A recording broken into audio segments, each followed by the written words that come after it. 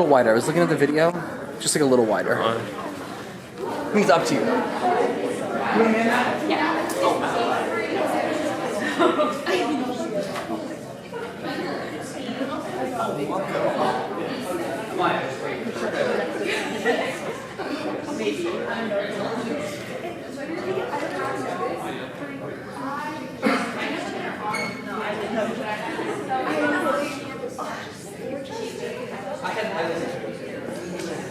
Look up the letters. Isn't that crazy? What? No, It's like what's going on? that doesn't show up in the video. I don't think so.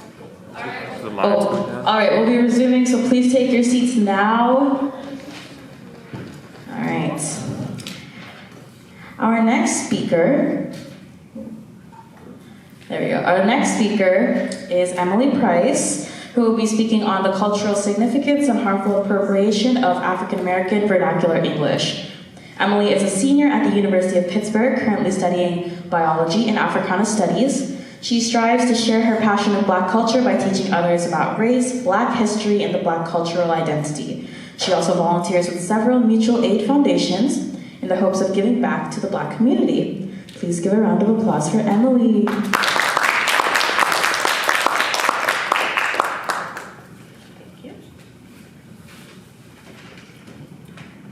Thank you all. So I wanted to start today by asking you a very simple yes or no question. And I promise it's easy. You don't have to raise your hands or even answer verbally. I just want you to think to yourself what your answer is. And regardless of how you answer today, I ask that you keep an open mind for the remainder of my talk with you all. Now, on to this much-awaited question. Do you know what African American vernacular English is? Told you it'd be easy. Or maybe you've heard it referred to as AAVE, and anybody who's old school might have heard it as Ebonics. Well, if you answered no, that's okay, because today I'm going to be talking all about the cultural significance as well as harmful appropriation of African American vernacular English. So, for those of you who answered no, allow me to give you some examples. Words like shook, lit, woke, or phrases like, "Who, child? Did you see her hair? It's the hair for me, go off, sis." Well, those are all AAVE. The Linguistic Society of America calls AAVE Black speech that highlights the cultural roots in different languages spoken across the African diaspora. You see, when Blacks were taken during the transatlantic slave trade, they were taken from all over Africa. So that's hundreds of different cultures, languages, religions, and dialects, all shoved into these tiny, cramped boats, shipped across icy waters, and thrust into the unknown of foreign lands and forced labor. In the wake of all of this, the slaves needed a way to communicate with one another. And over time, their languages of Standard American English, French Creole, and other Pan-African languages merged together to create the AAVE that we hear today. So, in layman's terms, AAVE is a dialect used by Black Americans all over our country. But I'm sure some of you may have heard some negative things about AAVE. Maybe you've heard it referred to as slang, or uneducated, talking lazy. All of those have been used to describe AAVE, but to be honest, that can't be further from the truth. Like any good dialect, AAVE has tons of different grammatical rules and structures that must be followed in order for it to make sense. And I'm sure you've heard of some of these. Things like a negative concord, or the use of a double negative, as in, no, I ain't never heard that before. Or maybe you've heard friends say, yeah, we been new. Well, that's an example of the stressed been, in reference to something that's been completed for a long time. One we'll be talking a lot about today is the habitual be, as in Cookie Monster be eating cookies. which was referencing an ongoing or common action. So, if you still aren't convinced that AAVE is more than just talking lazy, then let's go back to that Cookie Monster example and allow me to introduce to you the famous Cookie Monster study. Dr. Janice Jackson is a linguist who tested a bunch of students on their use of AAVE. Now, some of these students identified themselves as being AAVE speaking students, while others were non-AAVE speaking students. And she gave them all a test. On this test, she asked them questions like, who is eating cookies? Using the standard American English auxiliary V. All of the students, regardless of whether or not they identified as being AAVE speaking, were able to answer that question correctly in reference to a picture of someone eating cookies. However, there was another question on that test, and the question was, who be eating cookies? Using AAVE's habitual V. And the correct answer of Cookie Monster was listed. Surprisingly, only 16.7% of non-AAVE speaking students were able to answer that question correctly. However, more than 50% of the Black AAVE students answered it correctly. So that's pretty impressive, right? And not just lazy English. Another study by Dr. Janice Jackson found that by the age of 4, Black children are able to tell the difference between AAVE and standard American English, while non-Black children cannot tell the difference. So, what does all of this mean? Well, basically, Dr. Janice Jackson shows us that AAVE is highly nuanced, and there are a bunch of grammatical structures that need to be there in order for it to make sense. So, unless you grew up speaking AAVE and you read it and you've been around it for a long time, then you won't be able to pick up on all of those little nuances. So, it's not just lazy English. And to be honest, it's much more than just some super strict, highly nuanced grammatical dialect. And that especially holds true for our ancestors on the plantations. For them, AAVE was a lifeline. I mean, think about it. If you can't connect with and talk to the people around you, then how are you supposed to have any sense of livelihood or normalcy? Those were two things desperately needed by a Black person uprooted and forced into slavery. So for them, AAVE was a lifeline. It showed grit and resilience and tenacity. It was this beautiful creation in the face of murder, in the face of death, of rape, of abduction, all in the face of slavery. And that same sentiment holds true today. I speak on behalf of pretty much all young Black Americans when I say that we use AAVE to express ourselves. For us, AAVE is a way to communicate with one another about things that non-Black people just wouldn't understand because they're not Black. So they don't wear Black hair, they don't walk around in Black skin, carrying Black history on their Black backs. They don't know what it's like for us. For us, AAVE is Black culture.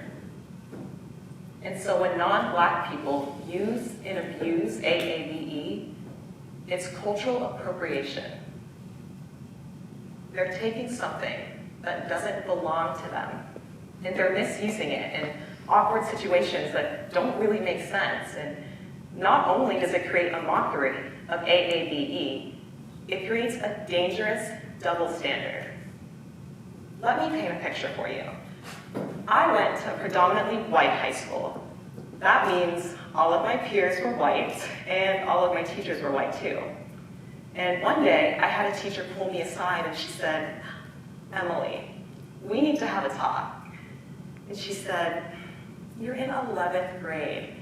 This isn't the ghetto, so you need to start talking like it." Yeah, that's not exactly something you want to hear as a 16-year-old Black girl, right? So I stopped using AAVE immediately. I mean, that was such a humiliating experience for me. But my peers had a very interesting reaction. They didn't say, "Hey, are you okay? You're not talking like yourself." Instead, they said things like, "Oh my God, Emily, you're so eloquently spoken, and you talk white. You're like the whitest Black person I know." Yeah, that's incredibly painful to hear. And even today, I still hear things like that when I'm not using AAVE. And unfortunately, this experience isn't unique to me. There are thousands upon thousands of Black Americans who have all experienced some form of aggression for using AAVE in non-Black safe spaces. How unfair is that? This is our culture. It's something that we created hundreds of years ago, and it's beautiful, and it's highly nuanced, and there's all these roles, but it just gets thrown aside. When Black people use AAVE, it's associated with incredibly negative things. Things like drug use, gang violence, and gang activity. We get told that we're stupid or lazy, and that we need to talk white, if that even means anything. And a lot of times we get called thugs or baby mamas. And when non-Black people use AAVE, they don't experience that. Actually, it's the exact opposite. And a lot of times they get to profit off of AAVE. And I know what you're thinking. You're thinking, how in the world is anybody profiting off of AAVE? I've never seen that before. But it's something we see time and time again, and again, and again, and again, and again, and again, and again. And are you tired of me saying again? Because I could say it about a million more times. Seriously, non-Black people use AAVE all the time, and to them, they don't see it as a culture. It's an internet trend, right? It's funny. It's slang, and they're encouraged to use it because it makes people laugh, and so they keep using it. We see it all the time. These TikTok stars, YouTubers, content creators, singers and songwriters and celebrities and actors all over build entire careers off of their use of AAVE, and they profit off of it. And a lot of times it goes unchecked and unnoticed. Or if it is checked, then we get nothing more than a silly little notes app apology on Twitter. This is a harmful double standard. Non-Black people should not be using AAVE, and they should not be stealing Black culture. But they do. They do. And this harmful appropriation needs to stop. And that is where you all come in. And I know what you're thinking. It's so cheesy, right? I'm going to sit here and we have a call to action, like, how can you help? But it's true. You really can help us. There are several things you can do. The first is that you need to speak up. And you need to call people out when they're using AAVE. And I know that's really hard to do, and it's much easier said than done. But silence is violence. And if you don't stand up and speak out against non-Black people using AAVE, then you're being complicit with the cultural appropriation of African American vernacular English. The next thing you'll have to do after you call someone out is educate them. But before you can educate others, you need to be able to educate yourself. And so I encourage you all to look at all these different resources. There are so many things online. There are journals and articles and books and YouTube videos and speeches like my own where Black people want to educate you. We want to help you, and we want to see you succeed. And so I encourage you to seek out these resources and ask questions when you get the chance to do so. Because we want you to appreciate, not appropriate, Black culture. And in order to do that, you need to know what you're talking about. Now, the hardest thing you'll have to do, and I know nobody likes doing this, but admit when you're wrong. Admit when you've used AAVE in front of a Black person and apologize. And I know that's hard, right? Nobody wants to apologize, it's awkward. But truth be told, you have to be able to hold yourself accountable. More importantly, when you use AAVE around Black people, a lot of the times we're not gonna call you out. It puts us in a really awkward situation, and we'd rather just swallow it and keep it to ourselves and not press any issues. We don't want to make it uncomfortable. But you need to be able to hold yourself accountable so that you don't put us in those awkward situations. It's just a quick apology, right? And it means so much, really, it does. And I know, again, that that is much easier said than done, but it's important if we want change. And the last thing you'll have to do, and probably the most important, is uplift Black voices like mine when we're trying to educate you.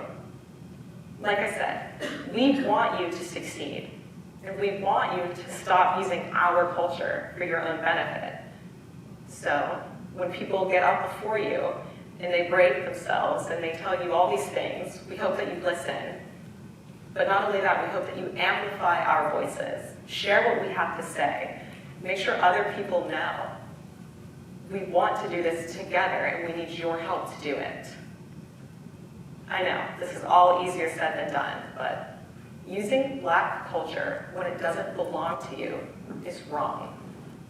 And in the words of Ida B. Wells, the way to right wrongs is to turn the light of truth upon them. And I hope that today I was able to illuminate several truths for you all. Thank you.